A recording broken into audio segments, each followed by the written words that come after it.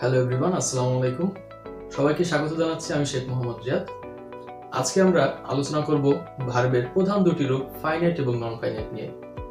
তো প্রথমে আমরা আসলে জেনে নিই এই ফাইনাইট এবং নন ফাইনাইট আমরা কেন জানব। প্রথম কথাই হচ্ছে প্রতিটি সেন্টেন্সে একটি ফাইনাইট ভার্ব থাকবেই, একাধিক নন ফাইনাইটও থাকতে পারে, তবে একটি ফাইনাইট ভার্ব থাকবেই।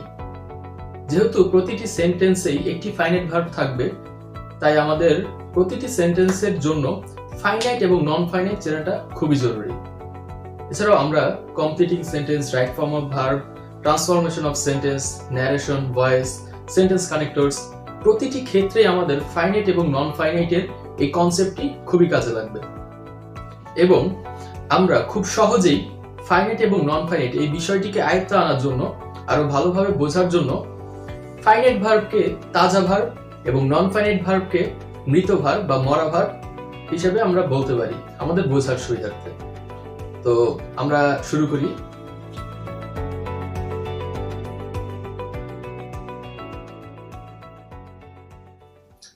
প্রথমেই ফাইনাইট ভার্সেস নন ফাইনাইট দুটো ভার্বের মধ্যে লড়াই হবে। আমরা আসলে চিনবো যে ফাইনাইট ভার্বের সেন্টেন্সে কি ধরনের রূপ থাকবে বা কোন ধরনের ব্যবহার থাকবে, আমরা দেখলে যাতে বুঝতে পারি যে এটি একটি ফাইনাইট ভার্ব, এবং মৃত ভার্বের কোন রূপগুলো সেন্টেন্স থাকলে আমরা বুঝবো যে এটা একটা নন ফাইনাইট ভার্ব। সো আমরা প্রথমে খেয়াল করি to be verb, be, am, is, are, was, were, এগুলো হচ্ছে টু বি ভার্ব। তো টু বি ভার্বের এই 6টা ফর্মের যে কোনো একটা যদি সেন্টেন্সে থাকে, বুঝতে হবে সেন্টেন্সটি কারেক্ট, কারণ এটি একটি ফাইনাইট ভার্ব। তারপর to be verb plus verb plus ING, এটি প্রেজেন্ট কন্টিনিউয়াস টেন্সের ভার্বের হচ্ছে বৈশিষ্ট্য। টু বি ভার্বের পর অর্থাৎ am, is, are, was, were থেকে যে কোনো একটি, তারপর ভার্বের সাথে আইএনজি যদি থাকে, এটি প্রেজেন্ট কন্টিনিউয়াস ফর্ম, সো এটি একটি finite verb. Auxiliary plus principal দুটো মিলে একটি ফাইনাইট ভার্ব। আমরা জানি যে প্রেজেন্ট কন্টিনিউয়াস টেন্সে এম, ইজ, আর এবং সাথে ভার্ব প্লাস আইএনজি বসে, সো এই এম, ইজ, আর বা এটি হচ্ছে অক্সিলারি ভার্ব এবং এটি হচ্ছে প্রিন্সিপাল ভার্ব, দুটো মিলে একটি ফাইনাইট ভার্ব। তারপর আমরা খেয়াল করি to be plus V three, অর্থাৎ এই টু বি ভার্বের যে কোনো একটি am, is, are, was, were এর সাথে যদি ভি থ্রি ফর্ম থাকে, ভি থ্রি বলতে আমরা ভার্বের তৃতীয় রূপকে বুঝবো। যেমন গো, ওয়েন্ট, গন, সেই গন, গনটা হচ্ছে তৃতীয় রূপ, 3 নাম্বার। ডু, ডিড, ডান, এরকম। তো গন, ডান এগুলো হচ্ছে ভি থ্রি রূপ। তো am, is, are, was, were এর সাথে যদি ভি থ্রি থাকে, দুটো মিলে একটি ফাইনাইট ভার্ব বা তাজা ভার্ব, আমরা সেন্টেন্সটাকে বলতে পারবো ওকে, ইট ইজ ওকে, একটি ফাইনাইট ভার্ব আমরা পেয়েছি। Then to be verb plus being plus V three যদি থাকে কোনো সেন্টেন্সে, অর্থাৎ am, is, are, was, were এর মধ্যে থেকে কোনো একটি, তারপর বিং প্লাস ভি থ্রি যদি থাকে, তাহলে এই সবগুলো মিলে একটি ফাইনাইট ভার্ব। এটি সাধারণত প্রেজেন্ট কন্টিনিউয়াস টেন্সের প্যাসিভ, অর্থাৎ সাবজেক্ট নিজে না করে সাবজেক্টকে করা হয় এমন বোঝালে এই ফরম্যাটটি ব্যবহৃত হয়। যেমন আমি যদি বলি আমি স্কুলে যাচ্ছি, প্রেজেন্ট কন্টিনিউয়াস বর্তমানে চলমান কাজ, যদি বলা হয় আমাকে স্কুলে নিয়ে যাওয়া হচ্ছে, আই অ্যাম বিং গন, তো সেক্ষেত্রে প্যাসিভের ক্ষেত্রে এই নিয়মটি, এবং এটি ফাইনাইট ভার্ব। তো to be verb plus being plus V three যদি আমরা কোনো সেন্টেন্সে দেখি, আমরা বুঝবো এটি ফাইনাইট ভার্ব এবং সেন্টেন্সটি সঠিক। তারপর এসব হচ্ছে তাজা ভার্ব বা ফাইনাইট ভার্ব।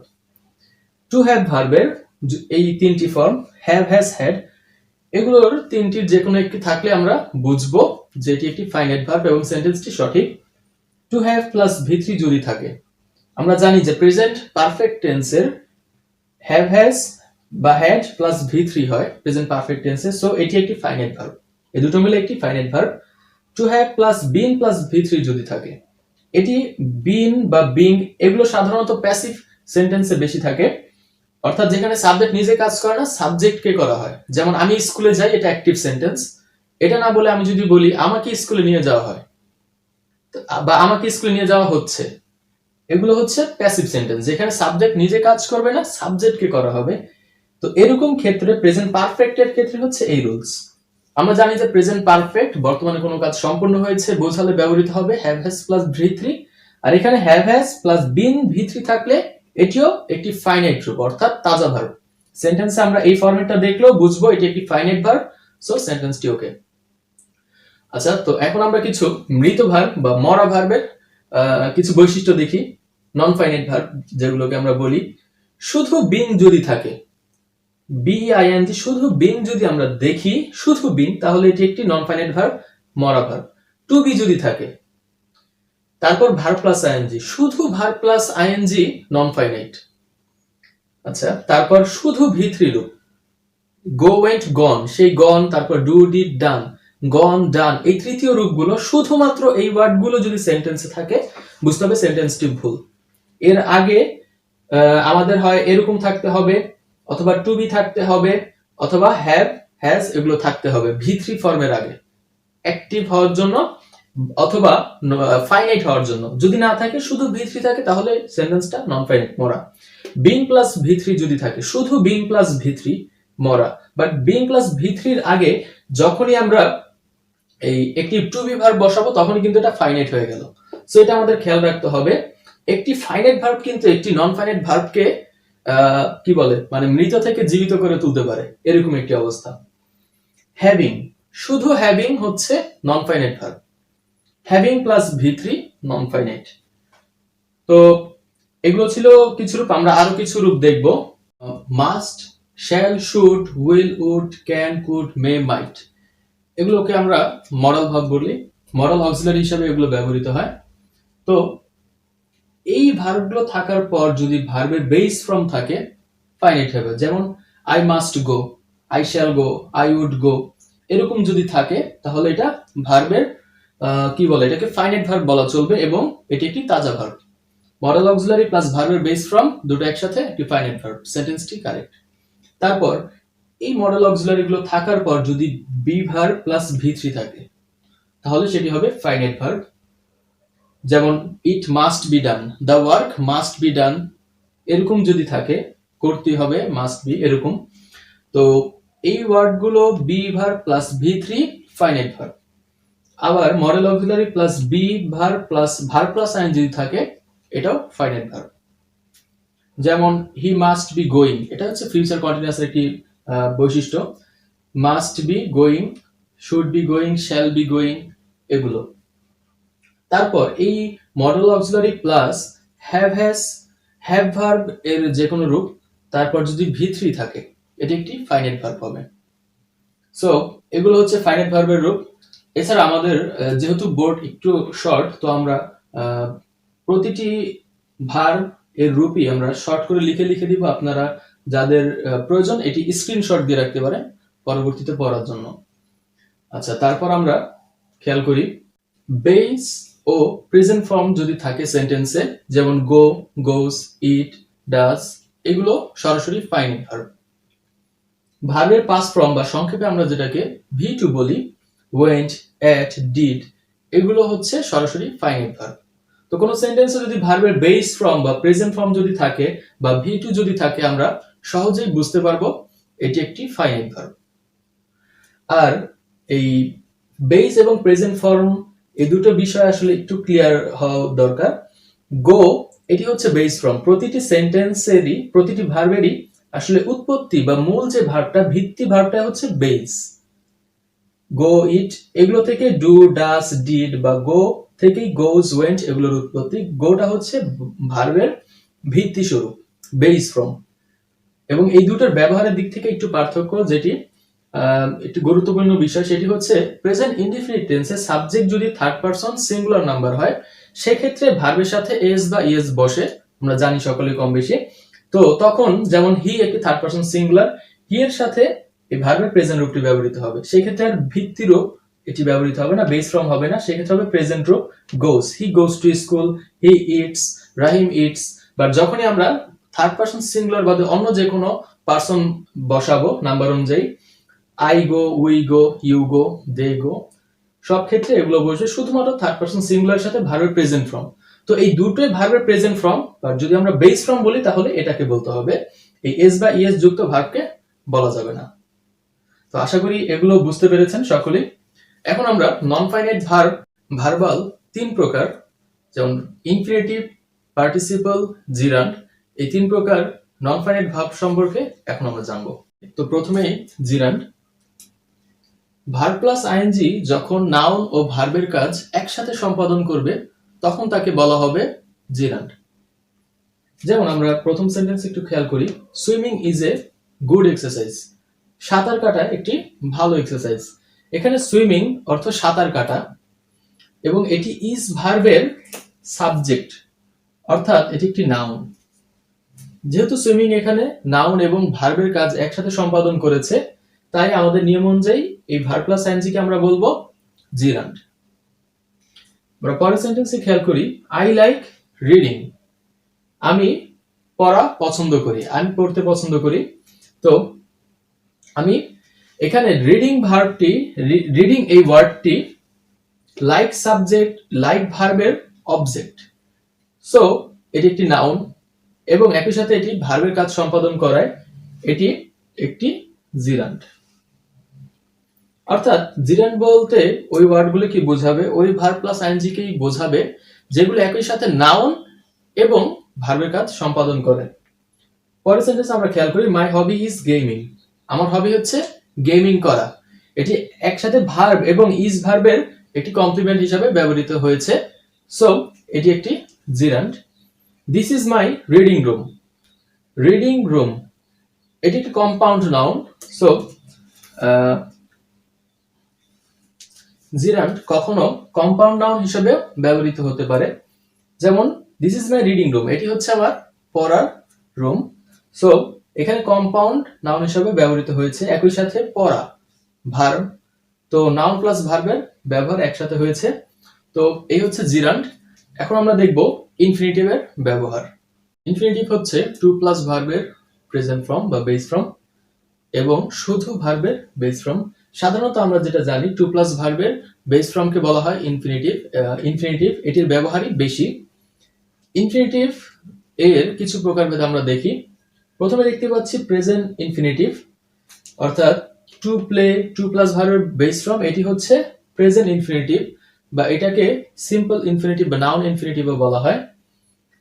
তারপর present infinitive passive, to be এরপর ভি3 যদি থাকে অথবা টু হ্যাভ ভি3, এগুলোকে বলা হবে প্রেজেন্ট ইনফিনিটিভ প্যাসিভ, অর্থাৎ এগুলো প্যাসিভ সেন্টেন্সে ইউজ করা হবে।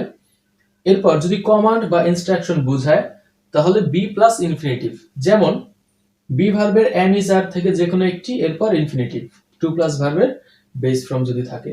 তো বি প্লাস ইনফিনিটিভ থাকলে সেটি কমান্ড বা ইনস্ট্রাকশন বোঝাতে ব্যবহৃত হয়। He is to do the work, তাকে কাজটি করতে হয়। I am to do the work, আমাকে কাজটি করতে হয়। অর্থাৎ এখানে কোনো কমান্ড বা ইনস্ট্রাকশন যদি বোঝায় তাহলে এভাবেও সেন্টেন্সগুলো ব্যবহৃত হয়ে থাকে। এবং এখানে এইটি আমাদের মনে রাখতে হবে, যখনই আমাদের বাংলায় আসলে ইংলিশগুলো মূলত শিখা, আমাদের বাংলা কথাটাকে আমরা যাতে ইংলিশে ট্রান্সফার করতে পারি, ট্রান্সলেট করতে পারি, তো এখানে আমাদের এই টার্মগুলো শিখে রাখতে হবে। কমান্ড ইনস্ট্রাকশন বোঝাতেও আমরা এই ইনফিনিটিভের ব্যবহার করতে পারি, সেক্ষেত্রে বি প্লাস ইনফিনিটিভ ব্যবহৃত হবে। তারপর পারফেক্ট ইনফিনিটিভ।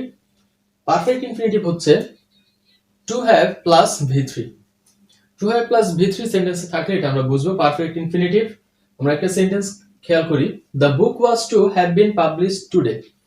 বইটি আজকেই পাবলিশড হতো কিন্তু হয়নি। তো এরকম আনফুলফিলড কোনো প্ল্যান বা আনফুলফিলড কোনো কাজ যেটা সম্ভব হয়নি, এরকম বোঝালে সেটি পারফেক্ট ইনফিনিটিভ বোঝাবে। এবং এটি কিন্তু দেখেন আমরা এই সবকিছুই বুঝছি, তার মূলে কিন্তু একটি কথা, সেটি হচ্ছে ফাইনাইট নাকি নন ফাইনাইট। এগুলো কিন্তু নন ফাইনাইটের উদাহরণ ইনফিনিটিভ। তো ইনফিনিটিভেরই বিভিন্ন প্রকারভেদ আছে যেগুলো আমরা দেখছি। তো এখানে তাহলে প্রশ্ন উঠতে পারে, যদি টু হ্যাভ বিন পাবলিশ যদি নন ফাইনাইট হয় তাহলে ফাইনাইট ভার্বটা কোনটা? এখানে ওয়াজ ভার্বটা ফাইনাইট, বাকি এই perfect infinitive to have plus ভি3, যেহেতু এটা প্যাসিভ ফর্মে ব্যবহৃত হয়েছে তাই এখানে একটা এক্সট্রা বিন এসেছে। তো যেহেতু এটা পারফেক্ট ইনফিনিটিভ বা ইনফিনিটিভ, মূল কথা হচ্ছে ইনফিনিটিভ, সুতরাং এটি নন ফাইনাইট। এখানে ফাইনাইট ভার্ব হচ্ছে এটি। তারপরে present continuous infinitive, to be plus verb plus ING থাকবে, তাহলে আমরা বুঝবো এটি প্রেজেন্ট কন্টিনিউয়াস ইনফিনিটিভ। যেমন they seem to be following us. Seem অর্থ মনে হওয়া, তো তাদেরকে মনে হচ্ছে যে তারা আমাদের ফলো করছে, এরকম বোঝায়। দে সিম টু বি ফলোইং আস। তাহলে এই সেন্টেন্সে আমরা খেয়াল করি টু বি প্লাস ফলোইং, এটি হচ্ছে প্রেজেন্ট কন্টিনিউয়াস ইনফিনিটিভ।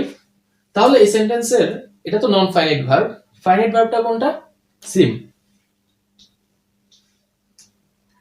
তাহলে আমরা একটু খেয়াল করি যে প্রতিটি সেন্টেন্সে কিন্তু একটি ফাইনাইট ভার্ব থাকবে। আমাদের একদম সেই প্রথম কথা, নন ফাইনাইট থাকতেও পারে নাও থাকতে পারে। তো থাকলে কি কি ধরনের থাকতে পারে, এগুলোই হচ্ছে প্রকারভেদ ইনফিনিটিভের। এছাড়াও আমরা কিছুক্ষণ আগে জিরান্ট দেখলাম, ওগুলো হচ্ছে নন ফাইনাইট। এবং আমরা আরো কিছু প্রকারভেদ রয়েছে, এগুলো দেখব। Then bare infinitive. Bare infinitive হচ্ছে এখানে আমরা কিছু ওয়ার্ড দেখতে পাচ্ছি, see, feel, let, hear, make, watch, notice. এই ওয়ার্ডগুলোর পর কোনো একটি প্রোনাউন অবজেক্ট, তারপর ভার্বের বেস ফর্ম বসবে। এটি মূলত বেয়ার ইনফিনিটিভের ব্যবহার। এবং একটি লক্ষণীয় বিষয়, এখানে কিন্তু টু প্লাস ভার্বের বেস ফর্ম বসবে না, অর্থাৎ I saw him to go হবে না। এটি নন ফাইনাইটই বোঝাবে, বাট এটি বেস ফর্ম বসবে। এটি একটু ব্যতিক্রম, এটাকে বলা হয় বেয়ার ইনফিনিটিভ, যেখানে টু বসবে না। তো আই স হিম গো, আমি তাকে যেতে দেখেছিলাম। দে লেট দেয়ার মেম্বার্স গো, তারা তাদের মেম্বার্সকে যেতে দিয়েছিল। The teacher made his students do SW, teacher তার ছাত্রছাত্রীদেরকে এসডব্লিউ করিয়েছিল। তো এখানে একটি লক্ষণীয় বিষয়, আমরা একদম প্রথমে লিখে রেখেছিলাম টু প্লাস ভার্ব বা শুধু ভার্ব। তো এটি হচ্ছে সেই শুধু ভার্ব বা শুধু ভার্বের বেস ফর্ম যেখানে বসবে। I saw him go, I let their গো।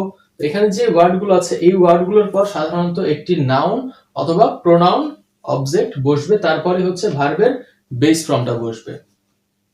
আচ্ছা, তো এখানে আরেকটি বিষয় একটু জেনে রাখা ভালো, সেটা হচ্ছে আই স হিম গো অথবা এরপরে কিন্তু গোয়িংও হতে পারে।